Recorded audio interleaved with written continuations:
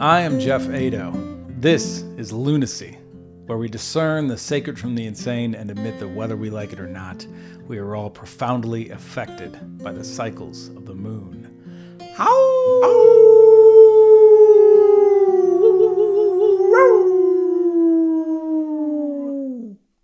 Nice. That was very good. Yes, it was. Woo! I am into it. My guest today is my dear friend, Greg Moran, or as I call him, Grandalf. As you can see by the beautiful lock in his hair, right? It's very Grandalf. Grandalf the Greg, I call him. Greg is he's a phenomenal human being. He's also a breathwork practitioner and a shamanic healer with a focus on integration and also somatic healing and nature connection and healing as well.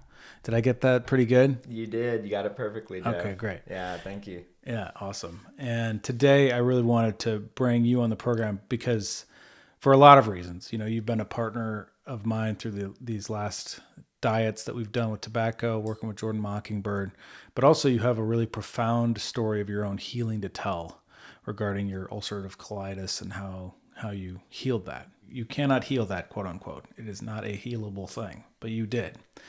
So we're going to get into that. I'm really excited about talking to you about that. But first, I just want to say thanks for coming on the program, man. It's great to have you. Yeah, thank you for having me, Jeff. It's an honor to just be on this platform and to be able to connect with you in this way and just send this message out to communities so that they can find ways of healing that are outside the mainstream and allopathic models that are there that really don't have answers for many of the conditions that people are suffering from these days. Yeah. So really grateful to be here. Cool. Yeah. Thanks for being a fucking pioneer. You know what I mean? It's beautiful. I'm into it. So, I guess first of all, I want to get into your story and kind of how you came to be Grandalf. But also we should probably just start by how we know each other. So several episodes ago, I interviewed my dear friend Jordan Mockingbird, who does both tobacco diets and also tree diets. And I dove in the deep end with him and did a 3-month tobacco diet. We both did. We both did a 3-month tobacco diet with him, which opened in the desert and closed in the desert. And it was very restrictive and very deep. And we both prayed every day with tobacco, ingesting a paste that's made from mapacho in Peru. And I think we both had a really deep experience of that. And then I went on to do an oak diet, which is to diet oak trees, which sounds absolutely insane. Like, why would you eat a tree? That's dumb, Jeff. People don't eat trees, Jeff. What are you doing, dieting an oak tree? You've gone off your raka. And you're right. I have gone off my raka. I abandoned the fucking raka. You know what I mean? A long time ago. But really, it's more like a tea. You drink a tea that is made from oak bark, and it allows you to really connect with the spirit of the oak tree. And in that ceremony, which was an 8-day ceremony, you served as guardian, which was really amazing and awesome. It was beautiful. We were down at Ojai, this amazing retreat center. We could just maybe start a little bit about like what we got out of the tobacco diet. I know for me, it was an incredibly grounding experience.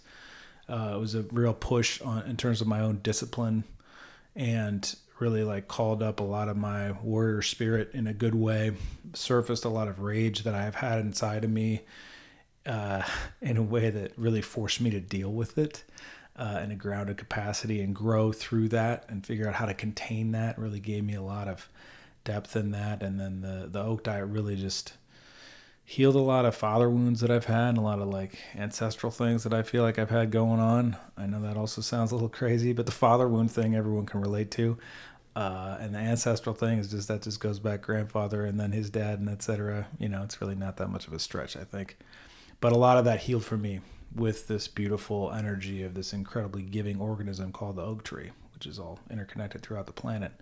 For you, just briefly, kind of like what is it that you've been getting out of working with Jordan, doing the tobacco diet, etc.? Yeah. First of all, it was beautiful to journey alongside you in the tobacco diet and just to, see you on the calls each week, hear what it was that you were moving through. And then to also hear a little bit about what you received in the oak diet, because while I may have been in a supporting role there. During those 8 days, we're observing sacred silence. And so even as support, we don't necessarily know what people are moving through. We're just there if it's needed. But yeah, the oak medicine is really, really deep, and so beautiful to hear that it allowed you to do that deep healing on the patrilineal line and the father line. For myself, the tobacco diet was very, very deep as well. I think that if you're doing a 3-month container, it can't not be deep. And what was really coming through for me in the beginning stages was this exploration of anger, similar to what you were experiencing, anger that I wasn't allowing myself to feel and process. Mm-hmm. And as I began to get more familiar with that anger, what was living underneath it was just this, what felt like a bottomless pit of grief. And in going into that grief and allowing myself to really experience what was living in there, I could just feel myself opening up and shedding these layers of inauthenticity, these patterns and these mechanisms that I had unconsciously developed that kept me from really showing what my heart was actually feeling in the moment. And so for me, it was a big return to authenticity, a big opening of the heart space. And then interestingly enough, throughout the tobacco diet, cannabis was weaving her way through my processing, which is perfectly aligned for what it is that we're coming together in this conversation for, because cannabis is ultimately what allowed me to do the deepest healing that I've ever experienced in my life, and also sent me down this path. So it feels like with tobacco, it was just a remembering of that authenticity, and almost like this full circle moment, a full life cycle, because the cannabis took place 7 years ago. So a full life cycle, and tobacco is just bringing me right back to this moment, right back to the heart. Beautiful. Yeah, that's really beautiful. Yeah, there's a couple things I want to mention about the oak diet before we get into all of that and your story there. And again, I just want to say, like, I chuckle because it's like if I was talking to the Jeff, Jeff 5 years ago, he'd be like, "What the fuck are you into right now? What are you doing? You dieting trees and eating tobacco? Who does this? This is not something you do." To the me of then, it's like there's so much stuff that I was hiding and just coping and, just trying to get by and like move forward and be funny and do my mission, but also like kind of just really limping through life,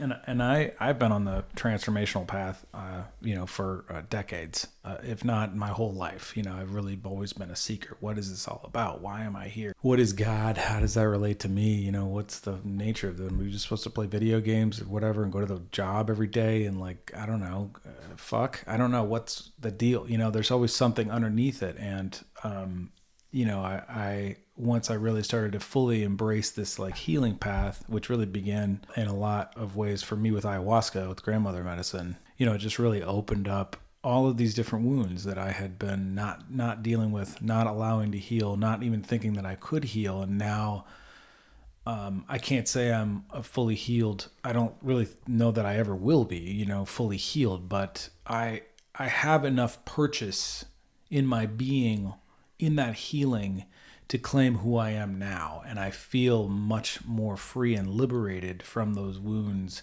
particularly in the hiding of them, than I ever had. And,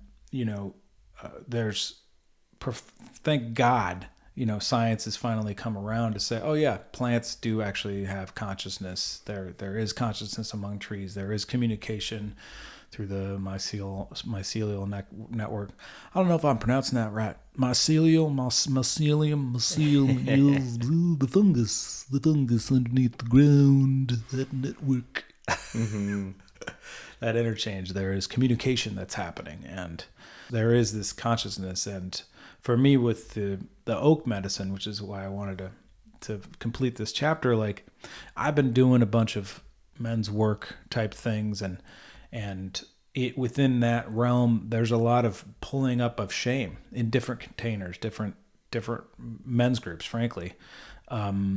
focus on like, what is this shame that I carry, that one carries, especially as a man. It is so prevalent these days. It's not okay to be a man because there's been so much predatory behavior, because we've been living in a society without initiated men for so long that men act like boys in adult man bodies, and then they do stupid shit because they're wounded and they don't know what to do, and they haven't been given that guidance that formerly we were afforded in more tribalistic days, or just even older days. I don't know when it got lost. And so there's this huge amount of shame, and I had been presencing that in my men's group work right before coming into this diet. And part of me was like, I feel like I've already moved through this, but I found some stuff and I was like, oh, that's deep, especially around, for me, and I'll just name it, not being where I want to be at this moment in my life. I'm 50 years old. I should be a fucking superstar by now, given all I'm up to and my incredible level of talent, which is just poured out of my ears. I think everyone can see. Yeah. In my ego mind, it's like, oh yeah, you should have an Academy Award and a Grammy and all kinds of things right now at this point. You don't have it. Feeling like I've lost out. I wasted all this time, escaping with alcohol and with marijuana in a not good way, and tobacco in a not good way, and sort of, I think, a lot of the things that most of us do in our modern society, that's condoned. And so anyway, I had all this shame around that, not being the man that I feel like I should be at this moment. There's this huge amount of shame, and that shame for me is it's addictive, and it perpetuates itself. It's self-perpetuating. It's like you get caught into that. Oh, but I should be this way. And then that force causes me to even have more incompletion in my life and continue the cycle of incompletion, not getting my album out, not finishing the film that I have, not doing these things, because I'm afraid, because underneath that, there's this wound of scarcity, which I talk with Charles Eisenstein about, and he delivers so beautifully in his books. But the more beautiful world our hearts know is possible is my favorite example of that one. The scarcity, there's not enough, and I am not enough, and it's not enough, and there's a problem here. And that was up for me in the oak diet. And I had we did a tobacco purge at the beginning, and I purged so much. It was they call it a jaguar purge. I'm going to call it a gorilla purge, and you witnessed it.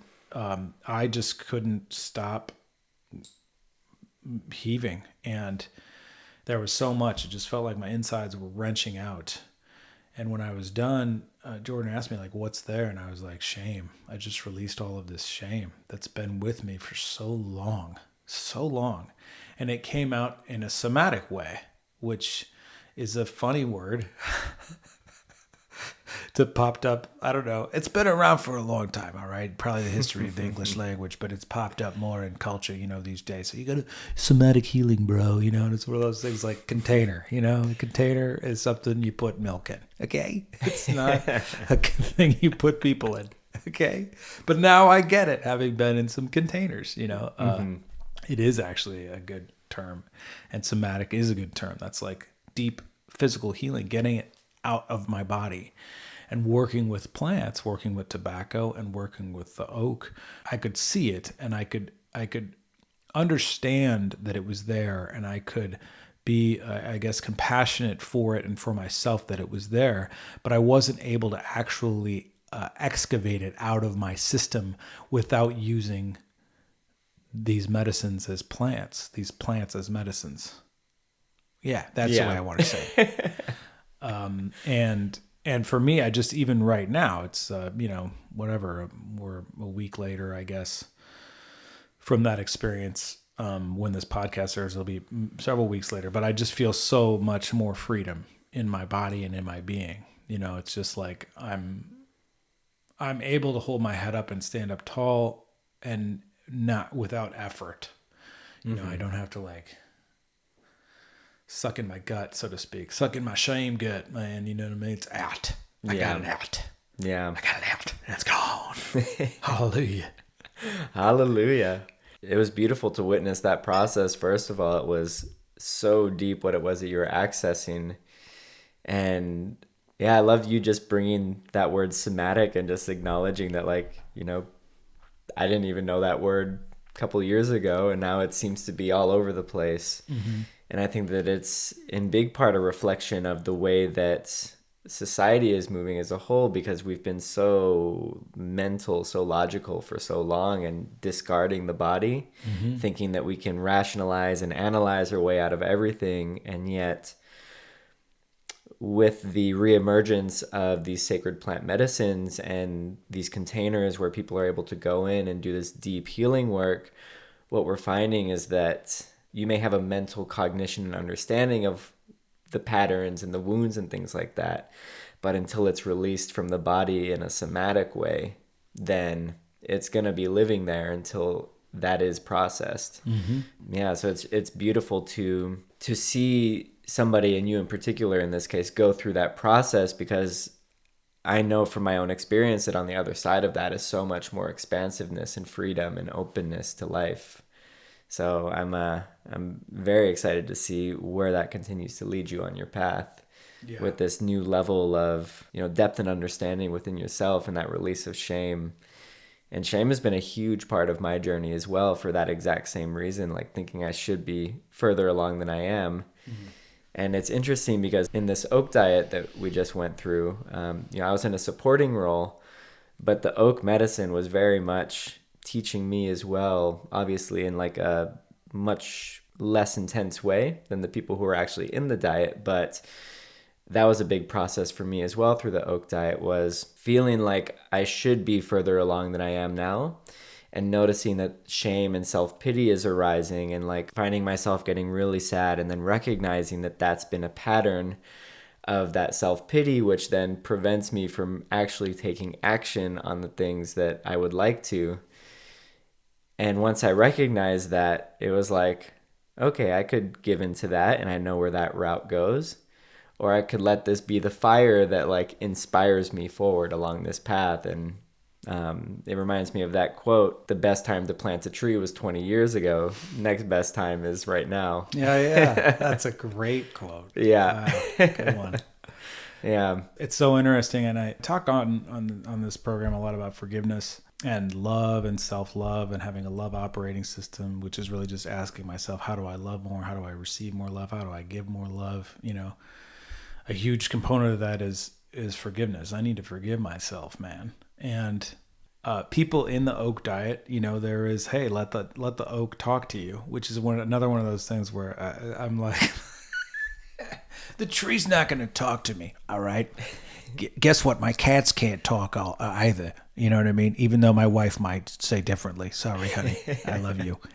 And she does. They do, but they speak meow. Okay. Mm-hmm. And I know what they want. And it's food or petting.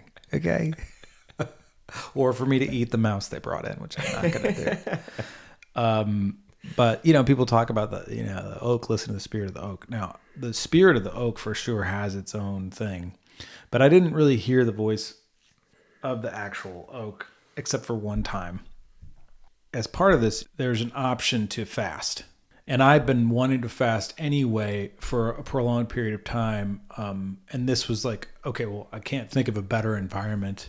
I'm in, mostly solitude, but protected and with people around and in nature. And I've got my own tent space and everything, and journals and books and my guitar, everything a man like me needs, frankly. So I took the opportunity to do that, and I fasted for 6 days. And that's 2 days longer than I've ever been without food in my life. And I'm really proud of myself for that accomplishment. And I feel so great as a result. It's a real huge reset for my gut.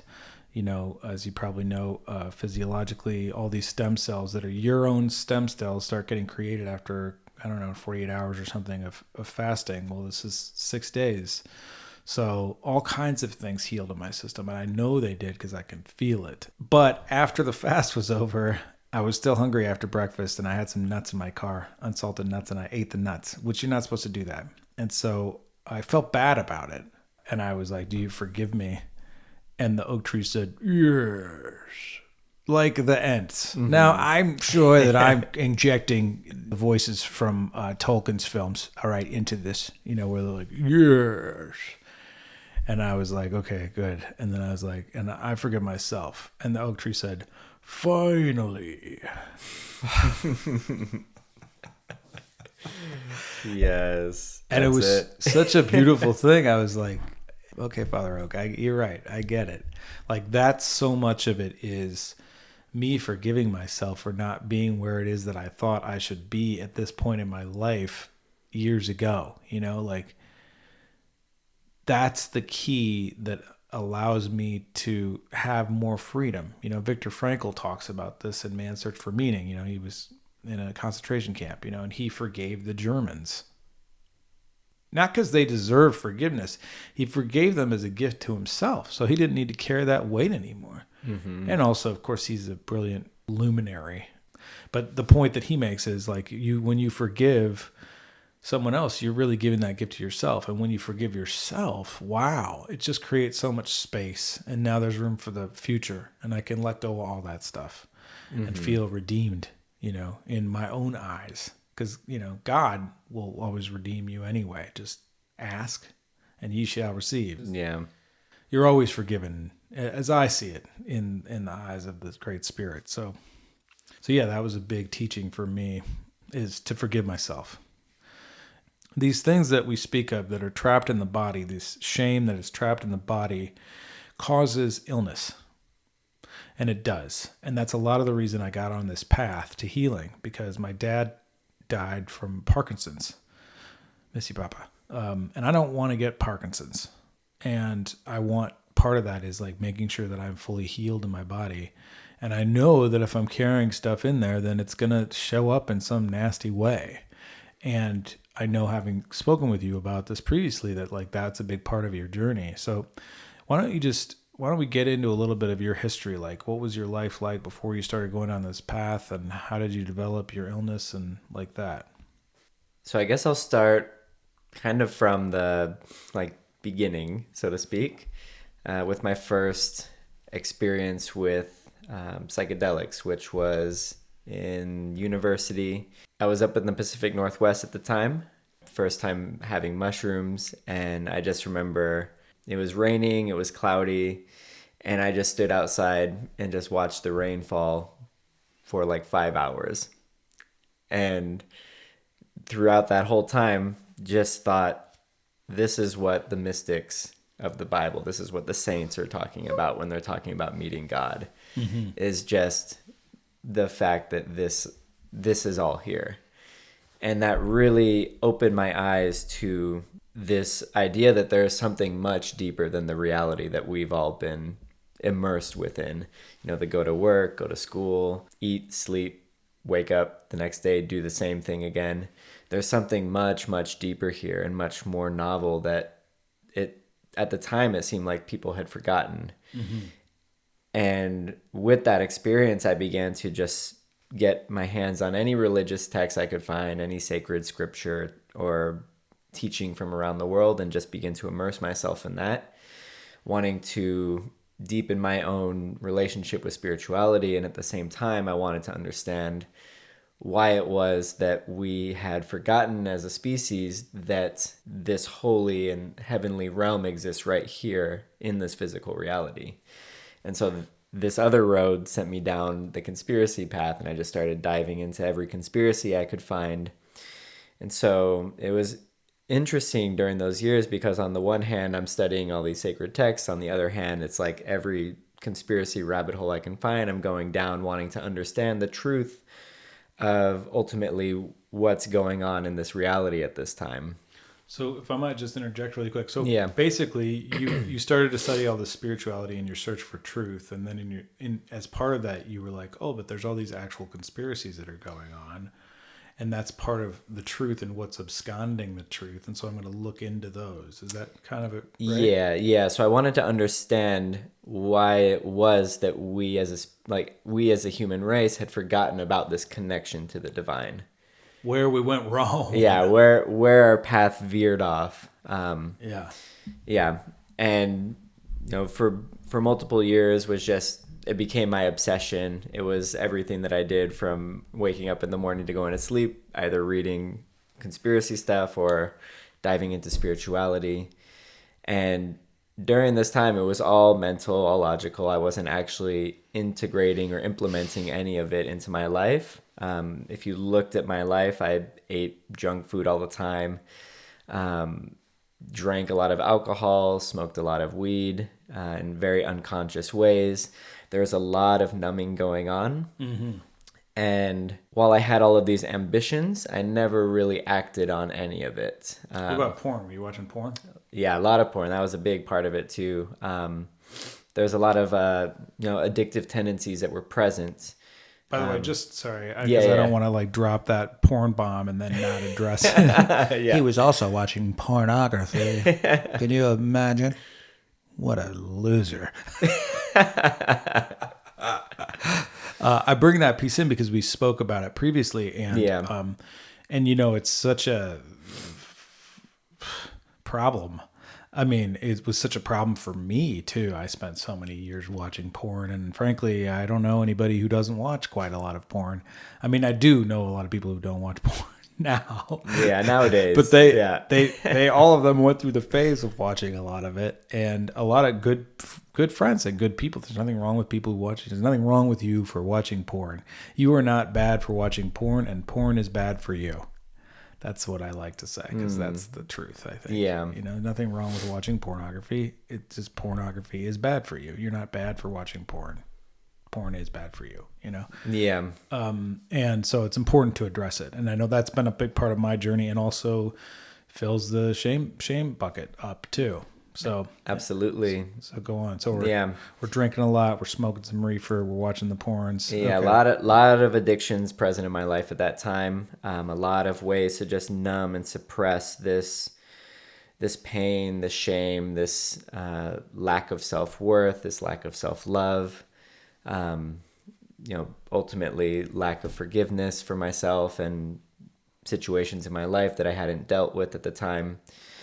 And in this state of like extreme numbness, it went on for many years, and I didn't really pay any attention to it. And around 2014, I started to notice that something within my digestive system was beginning to act a little bit funny. Something was off. But it wasn't enough that it actually disrupted my day-to-day life. Give us a little more color on that. If I remember correctly, it was like I noticed for the first time in my life that I was constipated for a couple of days. Okay. Yeah. And so, would be constipated for 2 or 3 days, which was abnormal, and then would have diarrhea on the other side of that. And wasn't anything like super painful. It was just like uncomfortable during those days. It was different. So I took note of it, went to a physician. The physician just like, eat more fiber. Metamucil. That's what you need, man. Yeah, basically just like sent me back home. You're too young to have health conditions. Just eat more fiber. How old were you at this point? I believe I was 23. Oh, okay. Yeah. And so go back home. The pattern of constipation and diarrhea continues. It's not impacting my life too much at this point. Mm-hmm. So I don't tell anybody. It's just something that I'm noticing. Couple more months go by, it's not going away. I'm starting to notice a little bit of blood on toilet paper. Go back to the physician. Physician says, you're too young to have health conditions. Eat more fiber. You'll be fine. Maybe take a laxative. So I take laxatives. They don't do anything. Oh, no. Yeah, they don't do anything. And the cycle just continues. And I'm still drinking. I'm still smoking at this point. That progressed for about 6 or 8 months, with it just getting progressively worse. And it got to the point where I was having what I called urgency attacks, where it would be like I would just be standing here fine one moment, and the next moment it would be like I'm about to shit my pants, and I'd have to like tense up my whole body, just constant chronic pain. The way I would describe it at the time is like people were just jabbing me with corkscrews and twisting them all throughout my guts. And that was like a 24/7 reality. And it got to the point where I could no longer hide it and had to begin to tell those closest to me about it. And so my partner at the time And my parents like became very concerned, obviously.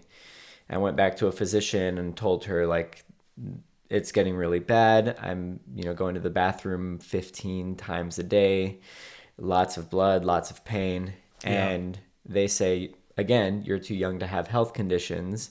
Wow. They didn't even like do blood tests? They did nothing. Yeah. What a bunch of dip dongs. Yeah. They're like, you're too young to have health conditions. What a bunch of dip dongs, everyone. Dip dongs. They sent me home and told me for 2 weeks, cut out dairy. And that'll fix it. And stop drinking milk, kid. Yeah, cut out dairy, eat quinoa and high fiber foods. And if it doesn't go away in 2 weeks, come back. And so I'm in like a really poor state of health at this point. My partner at the time begins to make all these foods and stuff trying to support me because she's just as scared as I am. We have no idea what's going on. And within 10 days of those 2 weeks, I ended up losing something like 20 pounds, and I'm already a really skinny person, and just lost like all of this weight really rapidly.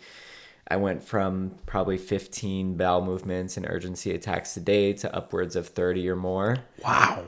And I called that physician back, and I'm like, this is like hell. Yeah, this is hell. That literally. Sounds like very hellish. Literally. Couldn't be worse than actual hell. Yeah. This. So it just says something about where hell might be. Yeah, it's a very, very real place that can exist in this reality. Mm-hmm. And so I call that physician back, and I'm like, please send me to somebody who knows what they're doing because I'm going to die if this continues. And so she referred me to a gastroenterologist. I had never heard that phrase before. Finally. Yeah, finally. And the soonest they could get me in for a colonoscopy was still like 2.5 months away. No, dead. You're dead. Yeah. And so during those 2.5 months. Oh, wow. You actually waited. I had to wait. Yeah. And so for those 2.5 months, it brought me to this place where I was like, if I die, thank you, because I won't be in pain anymore. Wow. But God, if there is a way to heal this, I will do whatever it takes. So if there is a way, show me. You're making deals. I like it. Yeah.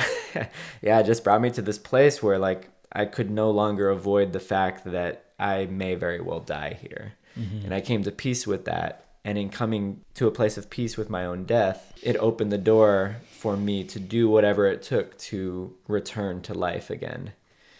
And with the colonoscopy, it got diagnosed as ulcerative colitis. Finally, we knew what it was, but the doctor, when I met with him in the post-requisite appointment, he basically says, okay, you have ulcerative colitis. There's no known cure for this disease. You're going to be on pills for the rest of your life. Here's your prescription. Do you have any questions? Wow. And I was like, I do actually. I've been reading online that turmeric can help with inflammation. Would you recommend turmeric? And he goes, there's no science to support that turmeric helps anything. And I'm like, okay. So I ask him another question, and he cuts me off mid-question, and he goes, there's no science whatsoever to show that food and nutrition has any effect on physical disease at all. The science shows that the only thing that helps are these pharmaceuticals, and that's the only thing that I'm going to talk about with you and prescribe. And immediately right there, as he said that, I kept eye contact with him, and I was just like, internally, this is bullshit. There's got to be another way. Call bullshit on your bullshit. So it lit that fire to find another way, even though I had no idea what that would look like. Can we talk about this part for a second? Yeah, please. Because it gets me so riled up and angry. I don't know. I'm not sure exactly when it was that science decided that when they couldn't explain something, it was worthless or it didn't work. But that wasn't why science was developed in the first place. Science was developed to explain things and give us, solid theories so that we could take advantage and explore remedies and solutions and understand the world and universe in which we live. It was a way of like much more clearly deciphering the great mystery, but acknowledging that it's a great mystery. And at some point it just lost that and became its own religion. Anything that it wasn't able to prove became bullshit, like 97% of our DNA, they don't know what it does, and so they call it what? Yeah, junk DNA. Junk DNA. Yeah. What the fucking junk DNA? Because you don't know what it is. It's junk, asshole. Yeah. Really? Yeah. And also the pharmaceuticals thing, that pharmaceuticals are the only solution. Well, where do pharmaceuticals come from? Plants. Pharmaceuticals come from plants. The majority came from the Amazon and all these jungle plants that indigenous people were like, oh yeah, this works for that, and that works for this, and this works for that. And then they took those plants into a lab and figured out what the molecule looked like and then made pills out of it. But it came from fucking plants. Just because you forgot the source. Plants are food. And you're saying you cannot cure things with food, and yet your cures are made from food. They're made from plants. It just points to, the larger problem, which is that, that we're just commodifying everything and that we're losing any respect and appreciation for the sacred origin of things. Yeah, absolutely. And just points to like the severe disconnection we have from the natural world as well. Because even before Rockefeller came in and allopathic medicine became a thing, herbal healing was the thing that humans had did for thousands of years. Yeah. All around the world. And It's only in the last 120 years that we've had this pharmaceutical allopathic approach to medicine, which looking at the state of the US and the world now clearly is not working, because right now we're living at a time where the US is the sickest country in the history of the world. And the other countries in the world are not far behind that. So this approach clearly isn't working. Yeah. We killed all the witches too before that, who had the herbal medicine, because they were, they had the devil in them. Yep. Not like they knew fucking nature. Yeah. And probably like, a little tangent there. A big piece of that too is probably the fact that the healing that would come from those practitioners, like you can call them witches or shamans or whatever, but the healing that probably came was probably quite similar to the deep healing that would come from purging and the somatic release and stuff. Right. So people seeing it from the outside, they have no idea what's happening. They're like scared by it. Devil. Rightfully It's the devil. so. Yeah. It's the devil. I need to accept Jesus. Yeah, but again, it comes back to that. By the way, thing I bet you $100 million that Jesus Christ was doing herbal medicines back in the day, man. 1,000%. Yeah, we can talk about that later, because there's evidence that shows that the cannabis oil that I used, the high priests in biblical days used that also in their holy anointing oils that they used to heal people. Yeah, well, let's get into that. Keep going. Back to our story. Yeah. Fucking pharmaceutical. Fucking.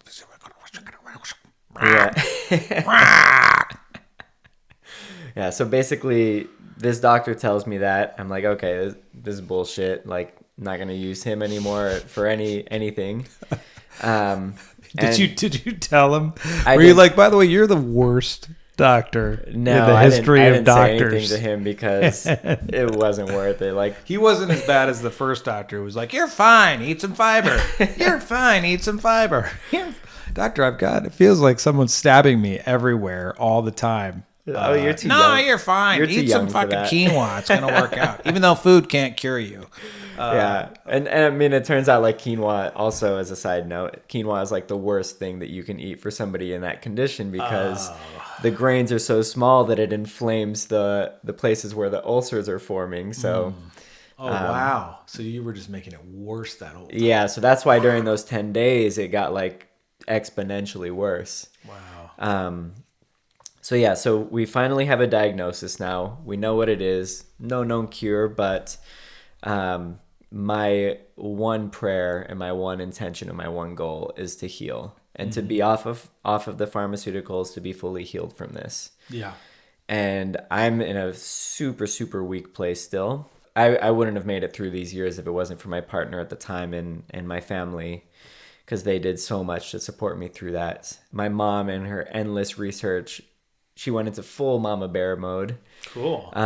Yeah, just she's tenacious when she's in that mode, and went into full mama bear mode and came across this diet called the specific carbohydrate diet that was developed by a woman back in the 1970s who developed it in conjunction with like the only biochemist, I believe he was, who was looking into using food to heal digestive issues at the time. And together they came up with this diet so that she could heal her daughter, who was 7 years old and had ulcerative colitis. Oh, wow. Okay. And over the course of, I think, maybe 20 years, was actually able to heal her daughter from ulcerative colitis using this dietary approach. So we began to implement this diet, and it's a super restrictive diet. Without going too much into the details, it's essentially like no grains, no sugars, no starchy things, like anything that turns into sugar in the body, we want to really avoid.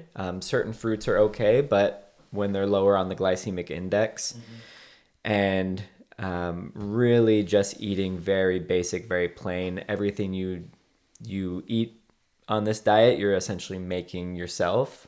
Okay. And then a big part of the diet also is repopulating the gut microbiome with beneficial bacteria. So with the diet, you're making your own yogurt.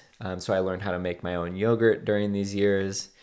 And just a long process of beginning to introduce foods that are very easy for the body to digest so that you're still getting some nutrients. Because a big problem with ulcerative colitis and Crohn's and these intestinal diseases is that your body's no longer absorbing nutrients. And so even if you're eating food, you're not necessarily getting anything from it, which is why it can be so devastating and emaciating for the people who have this condition. Eating very basic food. I think at the start of the diet, it was like I was literally just eating bone broth that my parents would make, and then carrots that had been boiled to mush. And that was like all I could eat for a couple of weeks until the inflammation and the flare-ups kind of died down a little bit. And then I could begin to add in a little bit more food, moving very slowly, have another flare-up, have to start the diet back over again. And then it was this process of like getting a little bit better and then flare up and go back to square one. Get a little bit better, flare up, go back to square one.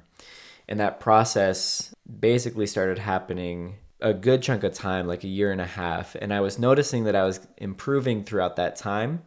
The spaces were getting longer in between the flare-ups. Yeah, the spaces were getting longer in between. And then also... It's from like what to what?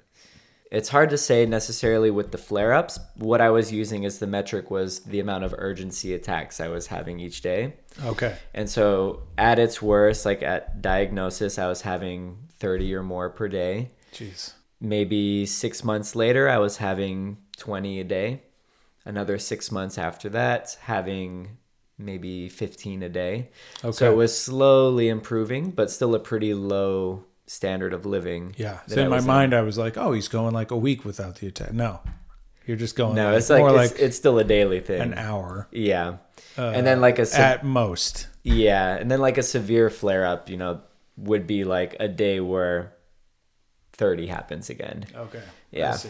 Yeah. So that was it. It was between the moderate, which would maybe be 15 a day, to the severe, which would be like 30. Yeah.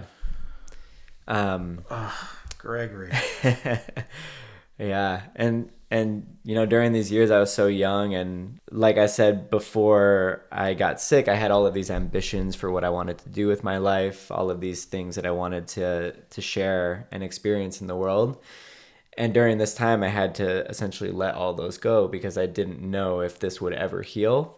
This may be the rest of my life, but that prayer that I had made during those 2.5 months waiting for the colonoscopy was so strong that it was like, no matter how long it takes, I'm going to be on this path. I'm going to stick with it because it's better than the alternative of doing nothing and just surrendering myself to this fate.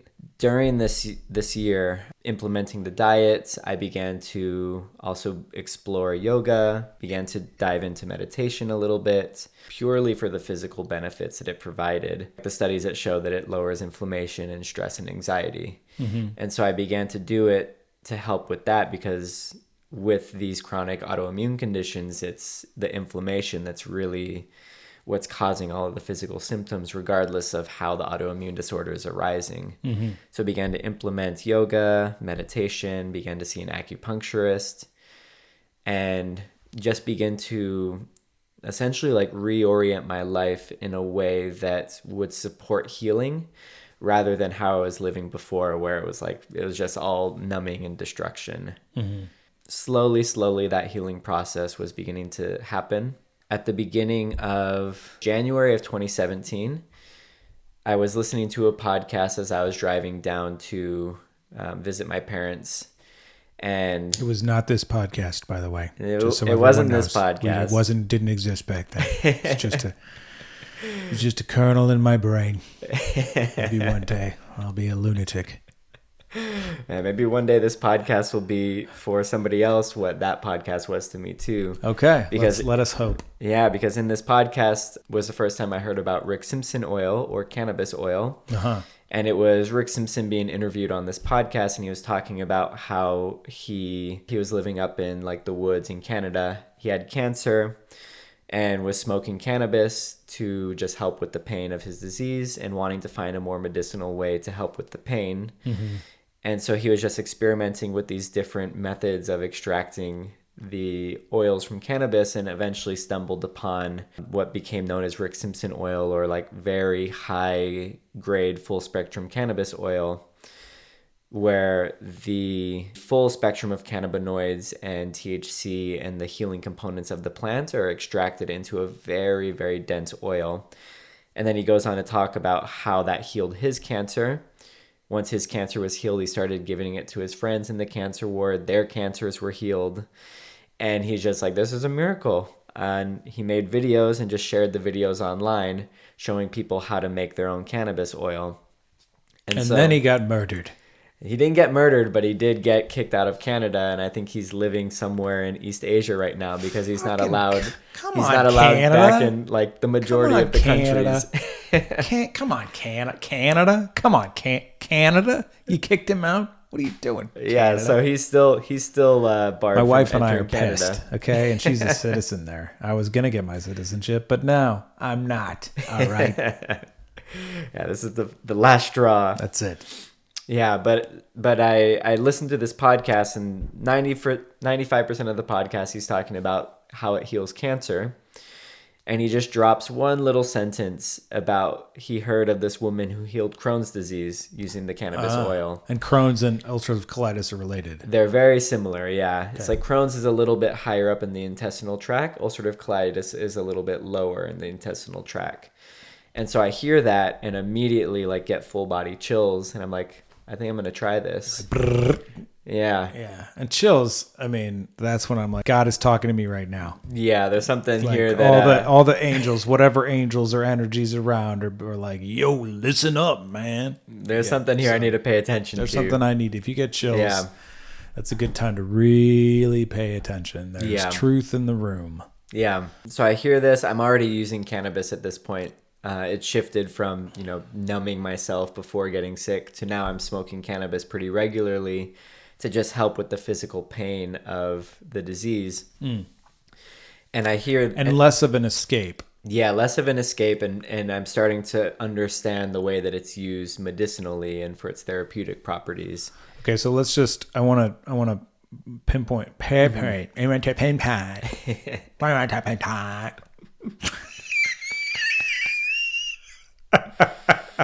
So you just keep your chin. I want to pinpoint. Your mouth, you look like a South Park character. For you watching on YouTube, Bill, that's how to do it. Pinpoint.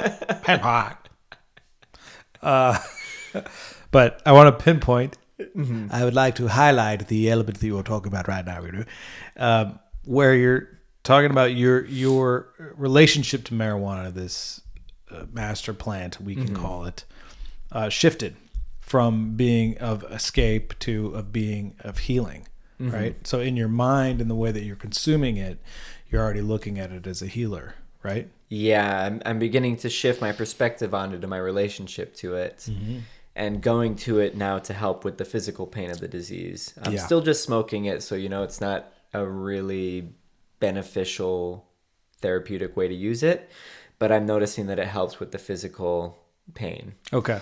And so I hear this podcast and get those full body chills, and it's just like, I think I'm going to try this. And this was in January of that year. What year? 2017? 2017, yeah. Okay. And so the treatment that he talks about on the show is the cancer protocol and because cannabis is Schedule 1, like there's no studies on it. So the only thing I have to go off of is what he shares on the show, which is 90 days of taking cannabis oil 3 times a day that allowed him to heal his cancer. And so because it's so potent, I know that like I'm going to be super high when I take this. I don't want to be working. I don't want to be doing anything at like those 3 months.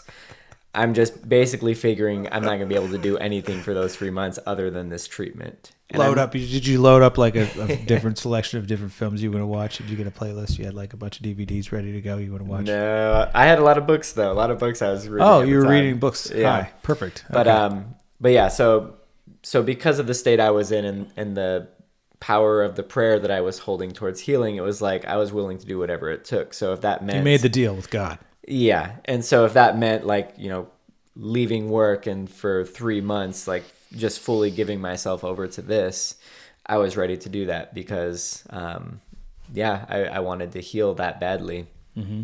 And so I heard that podcast in January of that year. I planned my whole year out around this where at the time I was working a construction inspection job, which also just made the conditions so much worse because it's long hours on construction sites around big equipment, manual labor, stuff like that. And you're having to take a massive dump every 20 minutes. Yeah. And there's not always porta potties on these sites that are easily accessible. Wow. And I can't always leave the site either to go take those bathroom breaks. Okay, we don't need to know more information, but I can imagine that's terrible. Yeah, gross. not a great environment to be in. I'm nauseous. Let's go on. And so I was living up in Washington State at the time. Around the autumn, the weather starts to get rainy. Work starts to slow down there, and so I kind of planned my whole year around this. By the time October rolls around, I plan to start the 3 months in October and do the 3-month treatment October, November, December of that year. Mm-hmm. So I plan to quit my job in October and just fully devote those 3 months to the treatment. I only make it until June in that job, and the summer months, the hours get so long and the days are so intense that I end up having to quit early. And I went back to doing what I was doing before that job, which was teaching sailing and kayaking and outdoor education, which ended up being like a very calming, relaxing place for me during these months. Yeah, you can just poop in the water. Gotta take a dip, kid. In theory, Let's all get in the water. Yeah. And so started working that job, and during this time, like I'm still going through the cycle. I'm a child. I'm sorry. I'm a child. That's all good. Okay. Yeah. So you're working. So during this time, I'm still going through the cycle of like flares. I'm on the specific carbohydrate diet. Get a little bit better, flare up, get worse, better, flare up, get worse. Mm-hmm. So still moving through these cycles. And by the time October comes around, during these months, I'm just researching how to do the extraction, how to make sure that the oil is good. And then also looking up and trying to find any research I could find on how to understand what this is doing physiologically in the body, how it's working. Mm-hmm. And there's not much out there because it's Schedule 1. So you can't really do studies on it. A lot of the studies at the time that I was finding were done on some synthetic form of cannabis that the pharmaceutical companies will prescribe to people. Oh, right.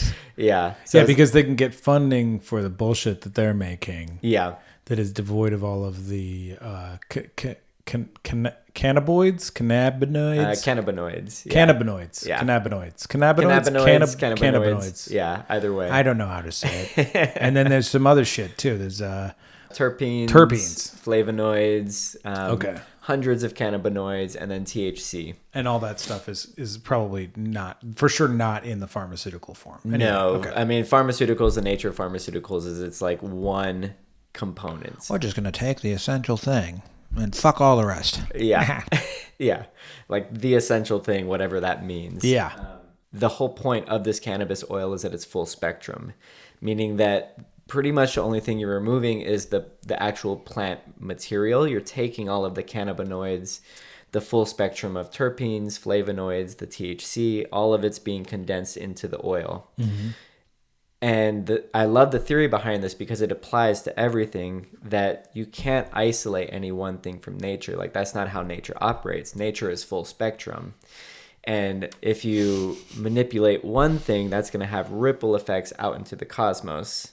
That's going to change everything else. But wow. And then if you look at nature, it's like more. Nature all works together, right? Mm-hmm. All of the different components come together to bring about the healing and the regeneration that our bodies are naturally capable of. So with this cannabis oil, it's full spectrum, begin to make it myself, and I start the 3 months in October. For basically the first 2 weeks, I did nothing but sleep and eat. The oil was super, super strong. They recommend starting with the size, like a quarter to a half the size of a grain of rice. Me at the time, like, I was smoking pretty regularly to help with the pain. Mm-hmm. And I was thinking, it's probably not going to do much to me. Like, my tolerance is probably pretty high because I'm smoking to help with the pain. You're ripping bongs. I take this little dot of oil and it puts me to sleep for 8 hours straight. Wow.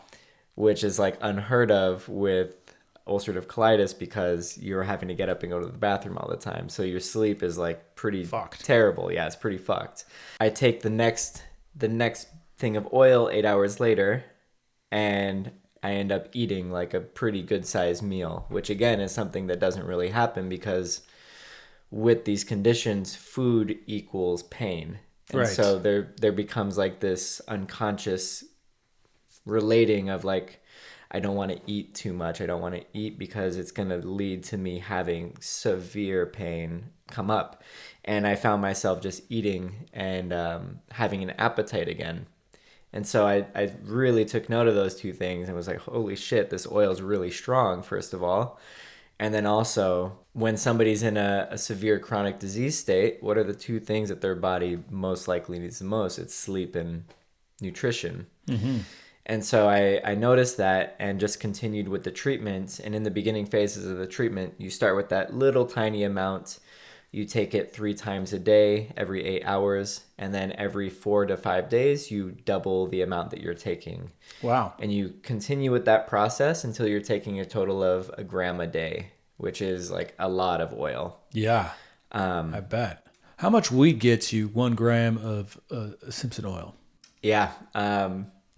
So the average that I noticed at this time was about 1 ounce of really high quality indica bud would yield about 4 to 5 grams of oil. Wow. Okay. Yeah. That's a lot. Woo. Yeah. 1 ounce. Yeah. 4 to 5 grams.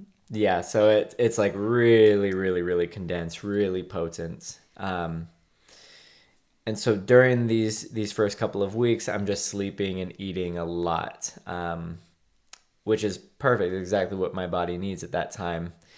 And it takes about 2.5 weeks maybe to get up to the full dose of taking 1 gram a day. And by that point, I'm no longer feeling the effects of the high anymore. My body's developed that tolerance.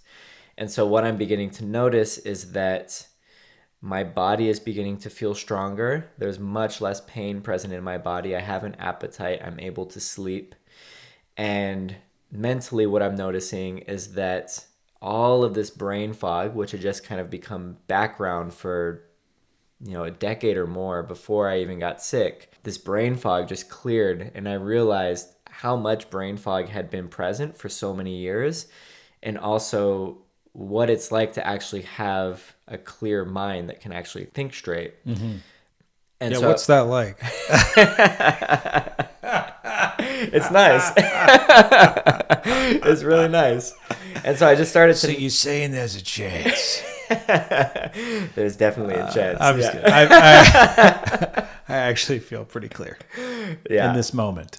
Yeah.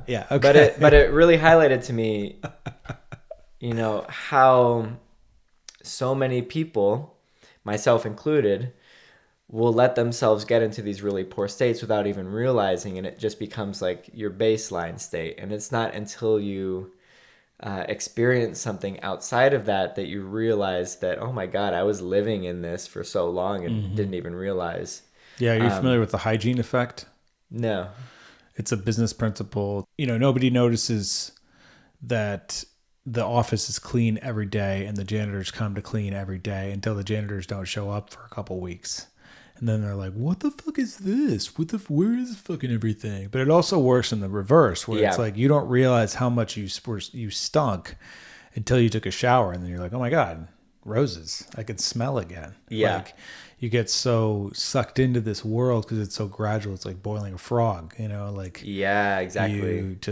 You think it's normal that you can't fucking think straight and that there's so much static in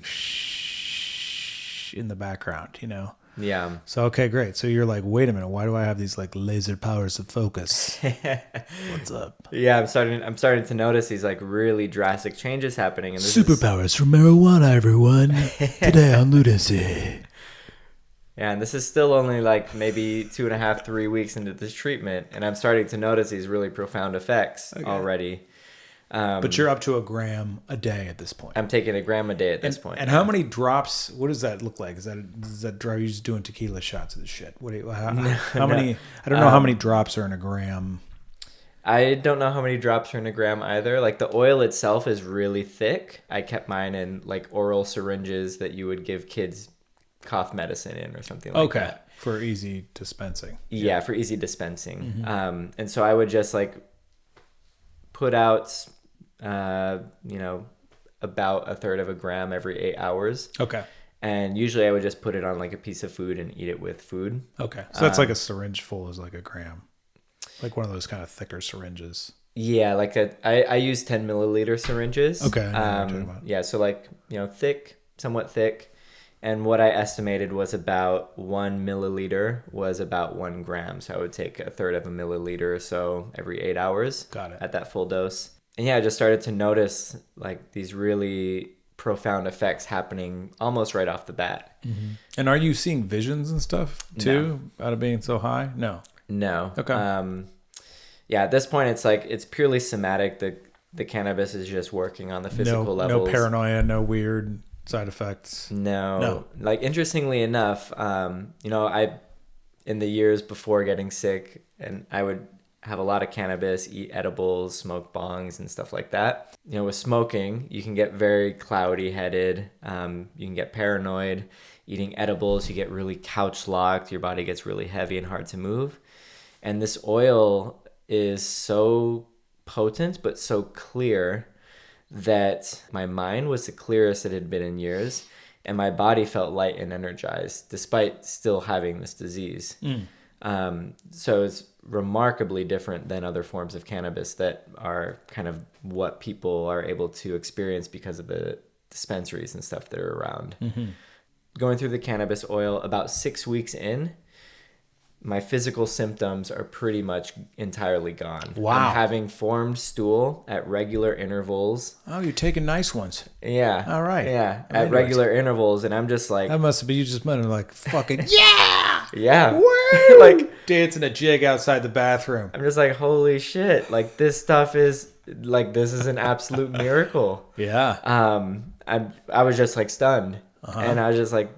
I'm gonna finish out the 3 months. I realized that I could stop right now and probably be fine, but I'm gonna finish these 3 months and really solidify this healing that's taking place. This concludes part 1 of Grandalf the Greg and his journey to healing. Tune in next time to find out the conclusion. It's a really, really great conversation. Thanks for listening. If you want to support this podcast, go to patreon.com/lunacypodcast. Much love.